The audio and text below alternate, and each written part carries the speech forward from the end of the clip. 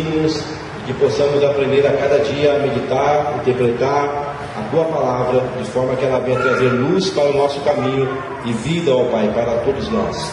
É o que nós te pedimos e agradecemos em nome do Senhor Jesus. Amém, meu Deus. Amém, irmãos. Vamos sentar, tá bom? Em nome de Jesus. Nós vamos estar dando sequência, então, ao nosso tema, salvação. Na aula passada nós analisamos e vimos sobre o que é a salvação, né? E agora nós vamos estar vendo o porquê e o do que temos que ser salvos, que é a parte segunda, ok? Do nosso estudo. Só antes de dar sequência, alguns irmãos que estiveram na aula passada, tem alguma dúvida? Ficou alguma dúvida? Tem alguma curiosidade? Ninguém? Então tá bom, podemos dar sequência então, né? Ok, então. Por quem do que temos que ser salvos? Tá bom? Todos conseguiram encontrar aí na apostila? O item 2, ok? Vamos lá então. A primeira questão a ser analisada é a do porquê, ou seja, por que preciso ser salvo. Alguém quer ler para eu poupar minha garganta aqui, que estou meio... Não, está meio doendo, mas vai melhorar. Em nome de Jesus. Alguém quer ler? Quer ler, Varão? Se deu um sorriso. Você quer ler, né? Pode ler. Não é? É o item 2 da página 2. Por que e do que temos que ser salvos? Amém. Irmãos, então, quem tem a Bíblia, vamos abrir lá em Romanos capítulo 6, versículo de número 23. Então esse versículo de Romanos 6, 23, ele expressa muito bem essa questão do porquê nós temos que ser salvos, tá? E ele diz assim, irmão quer ler, querido? Pode ler, por gentileza. Porque o salário do pecado é a morte, mas o dom gratuito de Deus é a vida eterna por Cristo Jesus, nosso Senhor. Ok, então aí o texto ele fala que o salário do pecado ele é o quê? A morte, tá? Então automaticamente, quando nós falamos do ser humano, nós estamos falando de alguém que trouxe na sua natureza o pecado e a iniquidade. Quando nós falamos a questão do pecado e a iniquidade na natureza do ser humano, nós estamos falando isso desde o princípio, onde nós encontramos ali Adão e Eva, tá? Observe o seguinte, Deus ele vai e ele cria dois seres humanos na face da terra. Cria Adão, posteriormente ele vai e cria Eva.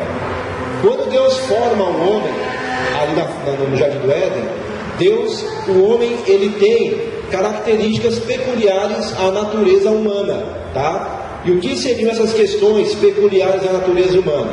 Primeira questão, Deus ele não poderia tirar do ser humano que ele cria o direito de escolha. O ser humano, ao ser criado por Deus, a partir do momento em que Deus ele quer ter adoradores que o adoram em espírito e em verdade. Não é isso que Jesus falou para a mulher samaritana? Porque a hora vem, já chegou, que os verdadeiros adoradores adorarão o Pai em espírito e em verdade.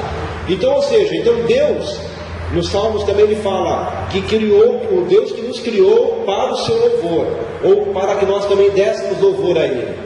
Então, se nós resumíssemos tudo isso, nós vamos ter a seguinte ideia, que Deus ele forma o homem para que o homem dê a Ele louvor e adoração, para que o homem o sirva, para que o homem, como já disse, o adore, para que o homem o ame, para que o homem se dedique a Ele. Só que Deus, para que isso fosse algo que procedesse do amor do ser humano, isso deveria partir do quê? De livre e espontânea vontade.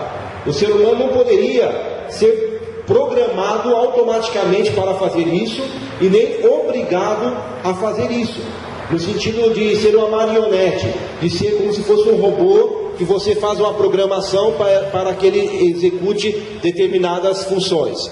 Então, Deus, ao criar o ser humano, Deus coloca no ser humano coisas peculiares ao ser humano, que seria o quê? O homem, ele adquire intelecto, o homem, ele passa a ter vontade, o homem passa a ter desejos e emoções. Então isso distingue o ser humano de animais e de robôs, como nós conhecemos hoje. A partir do momento que Deus dá ao homem então o intelecto e a vontade, o intelecto e a vontade juntos vão formar um terceiro ingrediente, que é o quê? Que é o livre-arbítrio. Ou seja, automaticamente o ser humano, por ser um ser pensante, ele teria que ter a opção de escolha. Deus poderia dizer ao homem, mostrar ao homem o caminho que o homem deveria andar e as consequências de não andar naquele caminho. Mas Deus não pode obrigar o ser humano a andar por aquele caminho. O andar naquele caminho, ele é peculiar à vontade do ser humano. O ser humano escolhe andar ou não andar, crer ou não crer, seguir ou não seguir. Isso é chamado livre-arbítrio, que Deus concedeu ao homem. Ao conceder o livre-arbítrio ao homem, que é um ser pensante e é um ser que tem vontade, isso vai ter um efeito colateral. O efeito colateral disso é um efeito colateral esperado, é um efeito colateral que Deus sabe que teria.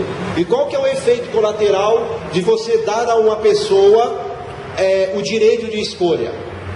O efeito colateral é o quê? É aquela pessoa poder, de repente, não escolher aquilo que você gostaria que ela escolhesse. É como um pai que tem um filho adolescente. Chega uma hora que ele vai ter que dar àquele filho a liberdade. Vai ter que começar a confiar naquele filho e soltá-lo. Agora, o fato do pai confiar no filho e soltá-lo não quer dizer que aquele filho vai ter uma cabeça alinhada com o do pai e da mãe. Pode ser que sim, pode ser que não. De repente, o pai e a mãe dão ao filho uma liberdade e ele vai usá-la e com responsabilidade e vai ter um comportamento correto, e de repente ele pode ir para as drogas, para a bebida, ele pode ir para a prostituição, ele pode ir para as noitadas, então ele pode ir no caminho totalmente inverso àquele que o pai e a mãe projetou para o filho. Mas isso é a consequência, porque uma hora você tem que soltar a pessoa, você não vai manter o seu filho grudado com você a vida toda. No caso de Deus é a mesma coisa. Se Deus quer adoradores que o adorem em espírito e em verdade e voluntariamente, Ele tinha que dar a essas pessoas o livre-arbítrio, o desejo, a liberdade de escolher o caminho que devia andar. E para isso, quando Deus cria o homem e a mulher lá no Éden, como que Deus faz essa situação? Vocês perceberam que lá no livro de Gênesis, no capítulo 3, se eu não me engano, deixa eu ver aqui. Mas eu vou ler aqui o capítulo 2. No capítulo 2, versículo de número, vamos ler o 7 e 8. Gênesis 2, 7 e 8. Se tiver uma água, por gentileza, aquela água consagrada, água benta, para manter a garganta abençoada. Gênesis 2, versículo 7 e 8. Quem achou pode ler, por gentileza.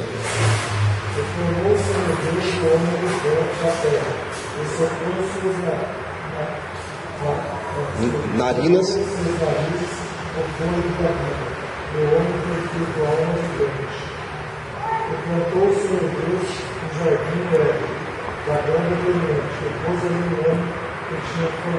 Ok. Então, Deus criou o homem e a mulher. Lá no Éden, Deus plantou um jardim. O Éden seria a região. E naquela região Deus vai e planta um jardim.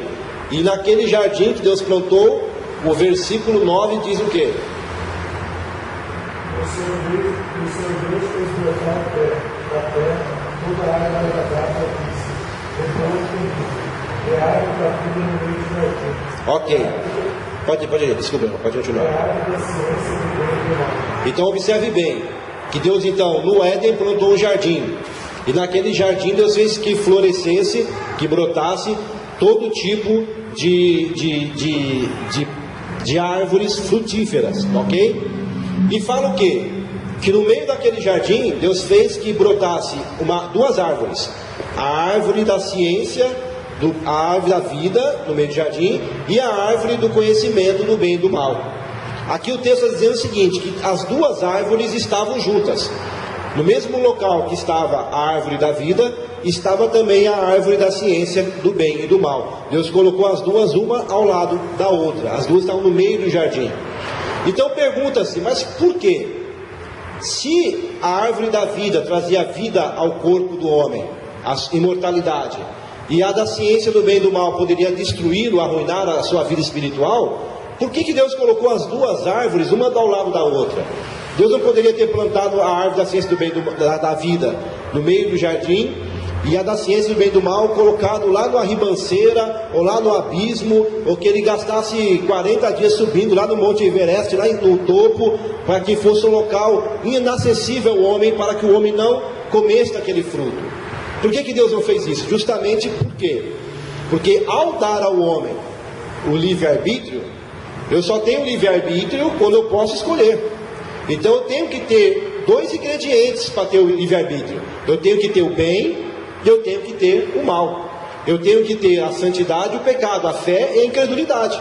Se me for apresentado só um dos ingredientes, então eu não tenho liberdade de escolha. Como que eu vou escolher algo que só tem uma opção? Não. Então Deus ele tinha que me dar duas opções para que ele pudesse exercer ali o seu livre-arbítrio. O pastor ergueu o dedo ou foi missão minha? Então foi o braço.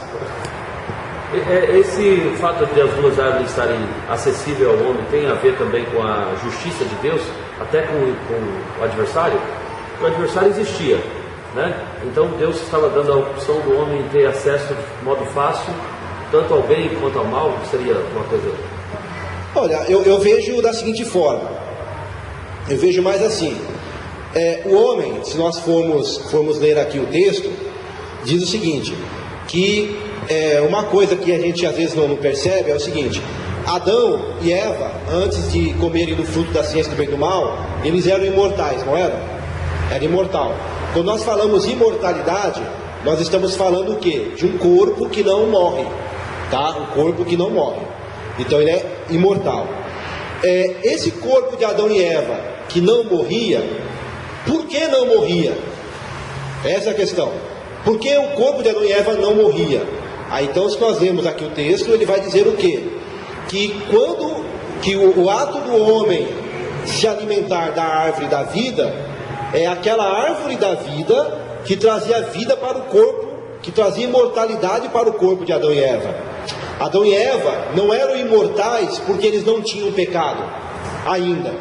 Na verdade não. Na verdade, Adão e Eva em santidade, comendo do fruto da vida, eles eram imortais. E após o pecado, também, se eles comessem do fruto da árvore, continuariam imortais também. Então a imortalidade não estava relacionada à santidade, mas estava relacionada a se alimentar ou não, a ter acesso ou não na árvore da vida. Entende, irmãos? É que geralmente as pessoas relacionam essa eternidade à santidade, à pureza. Perdeu a pureza, perdeu a eternidade. Na verdade não. Na verdade eles perderam a imortalidade porque lhes foi vedada o direito de comer da árvore da vida. E como que Deus vedou isso? Os irmãos lembram? Ele fez o quê? Ele não apenas expulsou Adão e Eva do jardim, mas fez o que também? Colocou querubins com espada de fogo para guardar o caminho da árvore da vida, e fala o quê? Para que o homem não vá até ela, coma e viva eternamente. Isso mesmo depois de ter pecado. Vocês lembram disso? Tá? Então, ou seja, o acesso à árvore da vida era independente da condição espiritual. O homem seria eterno, santidade ou em pecado. Ok. Sendo assim, o homem teria, a Bíblia não nos dá um detalhe, ele teria que ter acesso a essa árvore da vida. A Bíblia não nos fala, mas qual é o período que ele teria que ter para se alimentar da árvore da vida? Ele teria que ir lá uma vez por semana? Ele teria que ser uma vez por mês? Uma vez por ano? De 10 em 10 anos? Uma vez na vida só, como é aquele fruto já era suficiente? A Escritura não fala sobre essa questão do período que ele teria que se alimentar da árvore da vida. Então somente diz que ele tinha que se alimentar para que pudesse ser imortal. Sendo assim, respondendo a pergunta do pastor, o ato de se alimentar da árvore da vida era obrigatório para o homem ser imortal. Então, toda vez que o homem fosse se alimentar da árvore da vida, o que ele ia topar no meio do caminho dele? Quando o homem, obrigatoriamente, ele tinha que ir para se alimentar da árvore da vida. A Bíblia não fala o período, mas ele tinha que ir. E quando ele ia se alimentar da árvore da vida, o que ele ia encontrar do lado dela? A árvore do conhecimento do bem e do mal. A árvore da vida ele tinha que se alimentar. A do conhecimento do bem e do mal ele não podia se alimentar. Então nisso, veja, pastor, o seguinte: Deus dando ao homem justamente essa questão, a questão da opção de escolha. Se essa árvore estivesse escondida numa ribanceira, o homem não teria opção, porque não haveria, ela não se constituiria em um meio de provação. Mas ao colocar a árvore do lado de uma que o homem tinha que ir, então automaticamente Deus coloca em prova a fidelidade do homem em teste. Não vamos dizer, então Deus criou uma tentação ao homem. Não, ele não criou uma tentação ao homem, mas ele dá ao homem a opção de escolher entre o bem e entre o mal, tá? Não sei se eu respondi a pergunta, tá? Então, ou seja, aí a outra questão que eu quero dizer aos irmãos. Então, tudo bem, o homem ele tinha que se alimentar daquela árvore.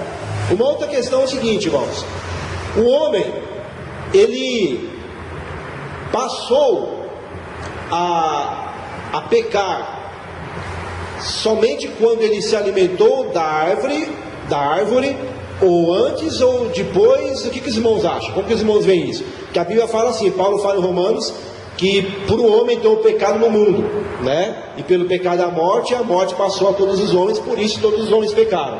Paulo fala isso em Romanos. Então, no momento em que o homem, Adão e Eva, eles comem do fruto, nesse momento Paulo fala que o pecado ele entra no mundo e passa e todos morrem, tal. Agora a questão é essa: o homem e a mulher, eles pecam. O primeiro pecado de Adão e Eva foi quando eles comem do fruto, ou os irmãos conseguem ver um pouco diferente essa situação? Não sei se deu para entender a pergunta. Acho que eles iam pecando antes. O pastor acha que é antes. Como os irmãos veem isso? Não sei se a pergunta foi clara. O que eu quero dizer com isso? Tá? Que geralmente as pessoas pensam o quê? Que no ato que Eva come do fruto, e Eva chama o homem, dá ao homem também do fruto, e o homem come, ligado essa ação ao texto de Paulo, que fala que o pecado entrou no mundo por um homem, pelo homem passou por todos os homens e todos pecaram. Então as pessoas têm a entender o quê? Que naquele momento é que o pecado existiu no ser humano, que naquele momento que o homem ele realmente passa a ser, como nós falamos, passa a ser um pecador, tá? Só que os irmãos vão observar o seguinte, que na realidade aquele ato de comer do fruto, ele foi muito mais uma consumação do pecado, a consumação do pecado, do que o início dele, tá? Porque qual é a diferença que tem da consumação do pecado e do início do pecado, tá? Eu vou citar aqui para os irmãos um exemplo. Digamos que tenha uma pessoa que ela teve problemas com alcoolismo, e de repente ele vai e ele para no boteco e toma lá um golão de cachaça e se embriaga e fica bebinho. Ok, esse ato a pessoa pecou, não pecou? Ele se embriagou e pecou, ok. Mas a questão é o seguinte: quando ele pega aquele litro de cachaça e toma todo aquele litro, aquilo ali é o momento em que ele consuma o pecado dele. Mas houve um momento anterior a este, que o quê? Que aquela pessoa estava, vamos supor, na sua residência, e que o desejo de beber começou a brotar no seu coração, que ele começou a salivar e desejar no seu coração a cachaça, e que ele começou a maquinar: vou para o boteco ou não vou para o boteco, entendeu? Então até nesse momento aí, aonde um desejo é criado, e aonde a pessoa está pensando, vou ou não vou, até então, a pessoa não pecou ainda. Por quê? Porque isso ainda é uma tentação. A tentação não é pecado. A tentação é o quê? São os desejos que são aflorados e você vai lutar contra aquilo ou não. Agora, ele na sua casa, no seu sofá, no momento em que ele pensou assim, olha, quer saber de uma coisa? Eu vou lá mesmo beber, vou encher a cara mesmo e não estou nem aí. E levantou-se e foi em direção ao bar, aí sim. Naquele momento em que ele decidiu que vou beber, e foi, naquele momento que ele disse vou beber, naquele momento ali ele já pecou. Ele não bebeu ainda, ele não saiu de casa ainda, ele não chegou no boteco ainda, mas naquele momento em que ele propôs o seu coração, o firme, a convicção de que ele iria fazer aquilo, naquele momento no seu coração já pecou. Só que até sair da casa dele, pegar um busão, descer, entrar no bar e tomar 1 litro de cachaça, então isso aí foi apenas uma decorrência entre o ato que ele pecou no coração, até chegar no boteco e encher a cara de cachaça no boteco. Entenderam a diferença? Lá no boteco, ele consumou o pecado que ele concebeu aonde? Lá na casa dele. Quando ele decidiu que ele iria até lá e iria fazer aquilo. Ele poderia ter tido aquele desejo, ele poderia ter sentido a vontade, ele poderia ter pensado, vou ou não vou, e dizer o quê? Não vou, não vou. Eu não vou porque é errado e eu não vou ceder a esse desejo. E pronto. E ao invés de ir para o boteco, ele poderia ir para a igreja orar junto com os irmãos. Então, ou seja, aquele momento de tentação não consistiu em pecado. Por quê? Porque ele venceu. Agora, quando ele cedeu, então aí foi. No caso de Adão e Eva, nós temos a mesma coisa. Quando o Adão e Eva, o Eva e Adão, eles comem do fruto, eles estão consumando um ato de pecado. E quando que esse ato de pecado foi concebido, foi gerado dentro deles? Lá no momento em que a serpente fala para Eva que ela poderia ir e comer, e ela decidiu ir comer. Viu que, aqui no capítulo 3, né? Quiserem abrir lá, capítulo 3, o versículo 4 em diante.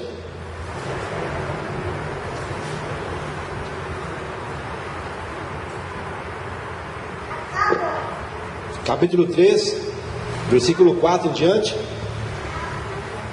Quem quiser ler, pode ler.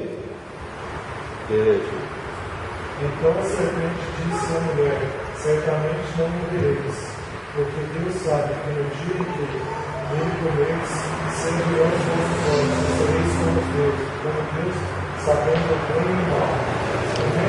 Então, agora o versículo 6, que é o que vai acontecer. Pode ler. 6. E vendo a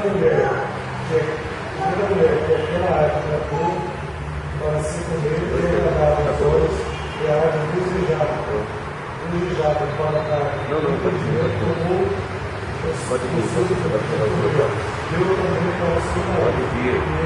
Amém.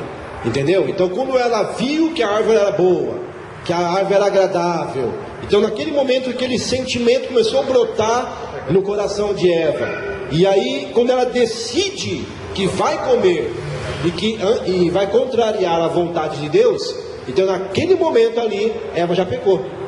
O pecado já foi concebido na vida dela.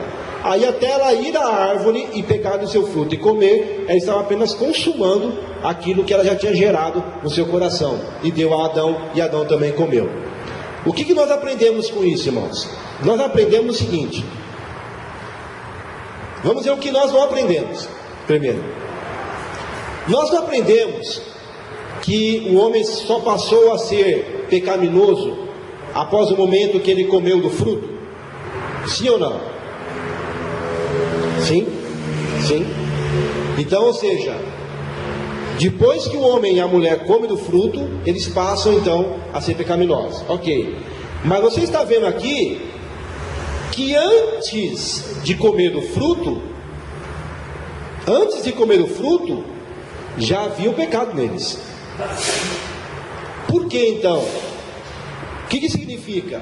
Que o pecado, meus irmãos, na verdade, ele é o que? Ele é, como eu falei a vocês, ele é o efeito colateral do livre-arbítrio e da vontade do ser humano. Então todo ser que é pensante e todo ser que tem livre-arbítrio, que geralmente o ser pensante vai ter o livre-arbítrio, então o efeito colateral é isso, é quando a pessoa decide ir contra a vontade de Deus. Então, Adão e Eva, eles não eram perfeitos, eles não foram criados por Deus numa perfeição de santidade, como muitas pessoas pensam, ou seja, que Adão e Eva, antes de comerem do fruto, eram impecáveis, né? Que não havia pecado nele, nem possibilidade de pecar. Mas depois que eles comem do fruto, aí sim que eles se tornam pecáveis. Na verdade não, vocês estão vendo que antes de comer do fruto, já houve o pecado na vida deles. Ou seja, por quê? Porque o pecado não é inerente ao comer da árvore do conhecimento do bem e do mal. A árvore do conhecimento do bem e do mal, ela potencializou. Tanto é que fala o que na sequência do que o irmão leu, fala que os olhos deles foram abertos e passaram aonde nós vemos a consequência depois que a humanidade chegou a tamanha maldade que o Senhor Deus teve que mandar o dilúvio e destruir as pessoas da face da terra. Tá certo? Pode falar, pastor. Líder, a expressão que no momento deles terem comido foram abertos os vossos sentidos deles e eles conheciam o bem e o mal. Então isso não sugere que antes, sem conhecer o bem e o mal, logo não haveria pecado? Seria isso? Então, essa é a questão. Que quando ele coloca essa frase, sereis como Deus, conhecendo o bem e o mal, nós vamos ver o quê? Que se você for ler aqui o texto, você vai ver o seguinte, ó, no capítulo 3, né, o versículo 7. Abriram-se então os olhos de ambos, tá certo? Abriram-se os olhos de ambos. Quando os olhos de ambos se abriram, eles tiveram uma percepção de algo. E qual foi essa percepção que eles tiveram? Que estavam nus. Não houve uma percepção, eles eram mentirosos, eles eram arrogantes, eles eram soberbos, não. Eles perceberam o quê? Que eles estavam nus e se esconderam. Então você observa que houve aqui um início de um sentimento de vergonha e de malícia carnal que eles não tinham anteriormente. Anteriormente eles estavam nus, mas não se envergonhavam. Agora aqui estavam nus e se envergonhavam. É mais ou menos, para poder explicar, é mais ou menos assim, ó. Pode falar, pastor. Estavam deixando a era da inocência para a era da consciência. Isso, mas só que a inocência, não vamos entender a inocência como impecabilidade, né? Eles tinham uma certa inocência, mas eles poderiam pecar, tanto é que pecaram, né? Comendo do fruto.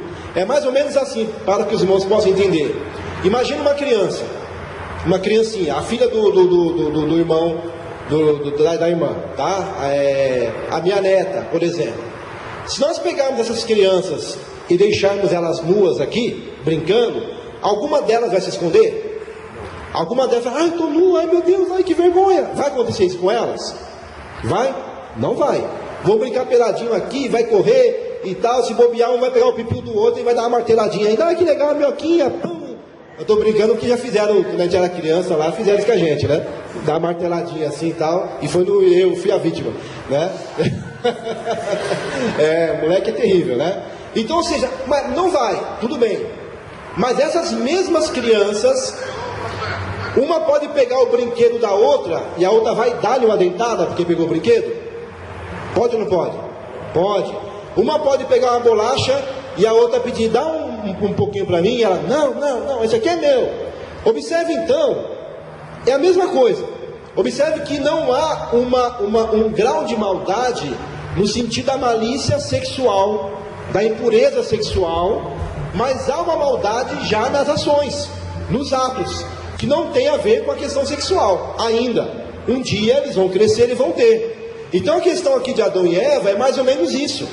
E os olhos, pode observar que o texto aqui, se nós formos ler na sequência, sempre ele vai enfatizar isso, que viram que estavam nus, tanto é que cozeram roupas com a folha, aí depois Deus foi e fez vestimentas e colocou neles.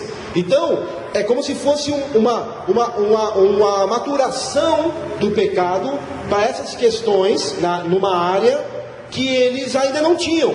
Mas isso não quer dizer que eles não tinham a maldade em outras áreas. Tanto é que essa maldade na outra área foi o que levou Eva e Adão a comerem do fruto da árvore da ciência do bem e do mal. Repito, o melhor exemplo é uma criança. Nua, ela não tem nenhum problema, mas ela vai morder um amiguinho porque pegou o carrinho, ela vai ser egoísta, não vai querer dar a bolacha, ela vai ser vingativa, puxou meu cabelo, puxa o seu também. E isso com quantos anos?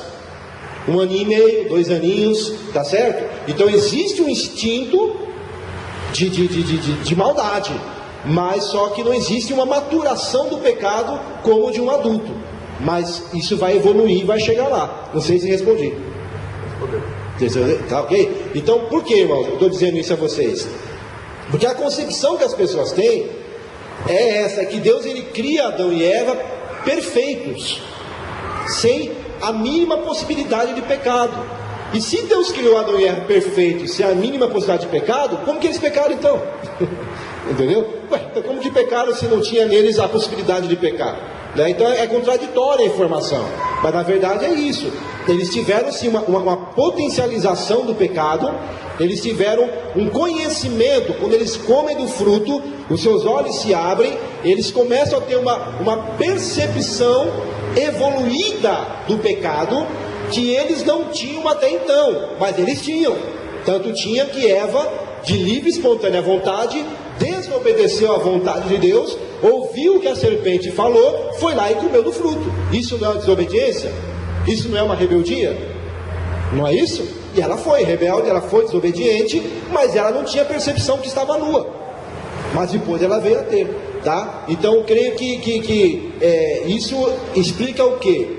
Que o ser humano sempre precisou da graça e da misericórdia do Senhor.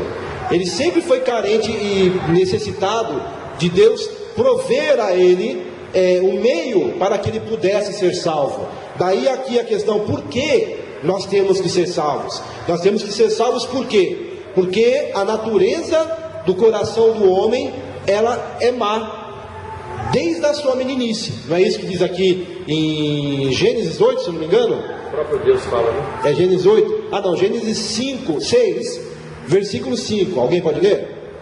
Gênesis 6, versículo 5.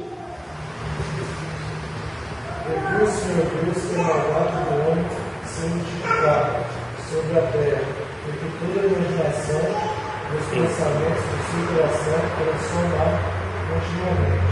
Ok. E pesou no coração de Deus ter feito o homem sobre a face da terra. Ok? Então ele fala assim: arrependeu-se o Senhor ter feito o homem na face da terra. E ele fala, agora também é no 8:21, se eu não me engano. Ele fala 8:21, deixa eu ver, capítulo 8, versículo 21. Como nós vemos lá.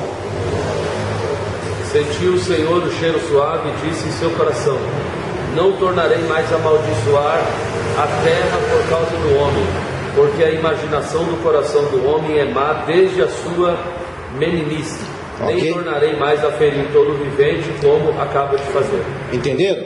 Então a imaginação do coração do homem é má desde a sua meninice, tá? Então por isso a necessidade do homem ter que ser salvo, porque o homem por si só nunca ele vai ser suficientemente bom para que pudesse, pela sua bondade, ser salvo.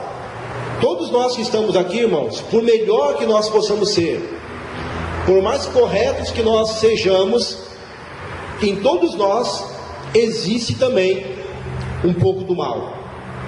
Em todos nós existe um pouco do mal. Alguns um pouco mais, outros um pouco menos, um numa área, outro na outra área, mas nenhum de nós é santo, é inocente e é puro 100%. Não. Em todos nós existe sim. Por quê? Porque essa essência do mal, quando eu falo mal, estou dizendo diabo, mal da humanidade, tá? Faz parte da estrutura do homem. Então o homem, por isso que o homem precisa da graça e da misericórdia. Por isso que o homem precisa alcançar de Deus uma provisão para que ele possa escapar da condenação. Porque se Deus, irmãos, ele condenasse todos nós ao inferno, Isso seria justo. Ainda hoje, do jeito que nós estamos aqui, se Deus olhasse para nós e falasse, ó, vocês vão tudo para o inferno, entendeu?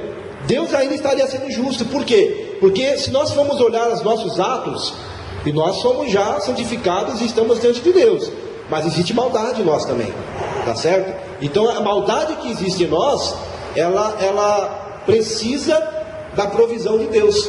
Então o ser humano precisa ser salvo por isso, porque não há homem na terra justo o suficiente para que pela sua justiça ele possa ser salvo.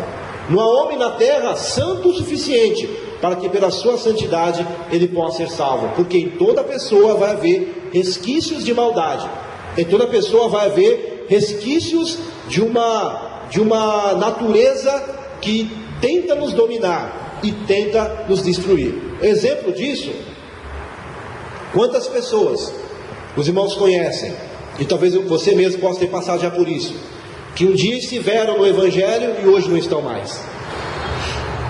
De repente até a gente pode ter passado por isso uma época, por um momento, não é isso?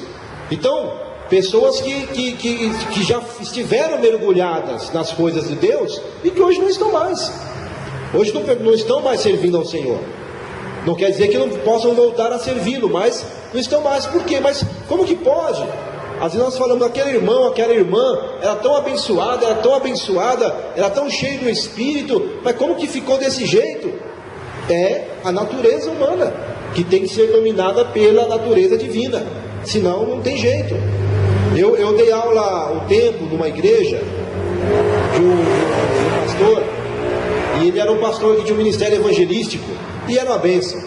Aquele irmão era um irmão abençoado, era um pastor carinhoso, um pastor zeloso, ele se envolvia na obra com as pessoas, tinha um coração gigante, era um homem abençoado por Deus.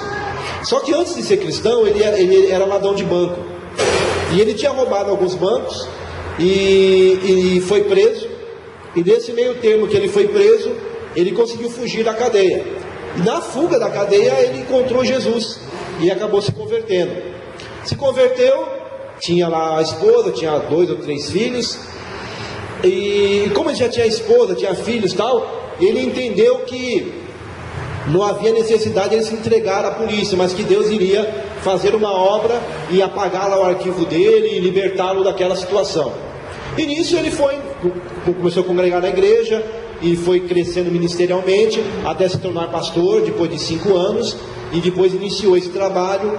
A igreja cresceu. Na época que eu dei aula lá, tinha acho umas 150 pessoas mais ou menos na igreja, e era um pastor zeloso e cuidadoso. Aconteceu o quê? Que depois ele acabou indo visitar o pai dele na cidade antiga, onde ele havia morado. E isso já tendo se passado acho que 8 anos ou 9 anos. Chegando lá, ele vai no bar comprar lá um pãozinho, ele dá de cara com uma pessoa que era investigador de polícia, que na época eu conhecia, 9 anos atrás. E o sujeito o reconheceu e deu voz de prisão para ele, e ele foi preso. E sendo preso, aí houve aquele alvoroço, aquele desespero e tudo, né? E ele ficou preso. Chegou na cadeia, ele lá dentro começou a fazer um trabalho também evangelístico.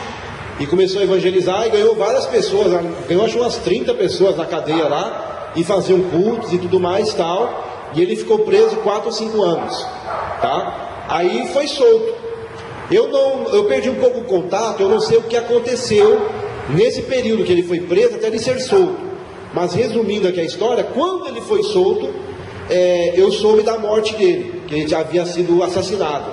E quando eu fui pesquisar por como que ele morreu, ele tinha subido a um morro para comprar drogas, e lá foi assassinado pelos meliantes ou pela polícia, e foi assassinado. Resumindo, naquele momento em que ele foi ao morro, ele já não estava mais no evangelho, ele estava desviado, entendeu? Eu não sei assim quando que aconteceu isso, como que foi, o que ele passou, não sei, não tive esse contato, mas eu sei que ele morreu subindo ao morro para comprar drogas, entende, irmãos? Então, uma pessoa que até hoje, isso já faz, tem o quê? Até uns 20 anos isso aí. E até hoje quando eu conto assim, eu não consigo crer num negócio desse, porque eu convivi com ele, eu via que a pessoa tinha um coração nas coisas de Deus, como que acabou nessa situação. De repente ele teve um tempo de se arrepender antes de realmente falecer, né? Amém? Pode ter acontecido, mas eu quero dizer a situação na qual ele faleceu. Então, independente de falar o lugar, né? Mas é isso aí. Então, o que acontece? O que eu quero dizer com os irmãos isso? Essa situação, que por mais que a pessoa seja santa, por mais que ele busque ao Senhor, por mais que ele esteja ante Deus, se ele der uma bobeada, se ele der uma vacilada, ele descamba. Descamba e descamba feio. Por isso que o Senhor fala: vigiai e orai, para que não entreis em tentação. Porque o espírito ele está pronto, mas a carne é fraca. Então daí a necessidade da busca das coisas do Senhor, constantemente do cuidado. Por quê, irmãos? Para a pessoa estar de pé diante de Deus um dia e no chão no outro, é um pulo. É um pulo, é vacilar, toma o rodo. Compreende? O rodo é rasteira, né?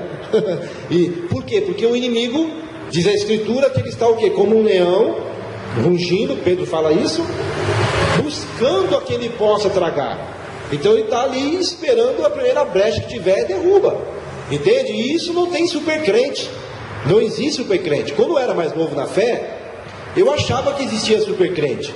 Eu achava que os grandes homens de Deus, quando a gente fala grande, aquelas pessoas que estavam em evidência, aquelas pessoas que arrastavam multidões, que eram pessoas inderrubáveis. Eu, não, o nome desse aí só falta ser levado para o céu.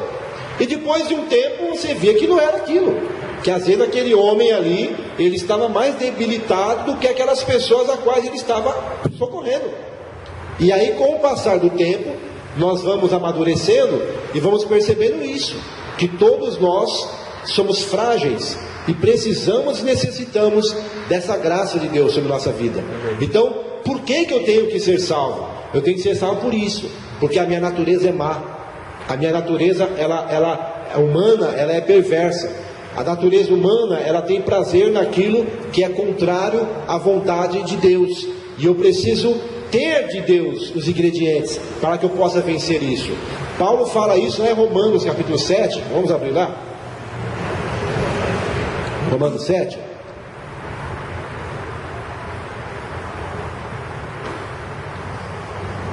O capítulo 7 de Romanos é depois do capítulo 6, tá? Só para ficar mais fácil para os irmãos acharem aí. Olha, nós podemos ler, deixa eu ver aqui, versículo 7, pode ser do versículo 7 em diante. Olha o que Paulo fala aqui, irmãos. Quem quer ler? Que diremos, pois? É a lei pecado? De modo nenhum. Contudo, eu não conheci o pecado senão pela lei, porque eu não conheceria a concupiscência se a lei não dissesse: não cobiçarás.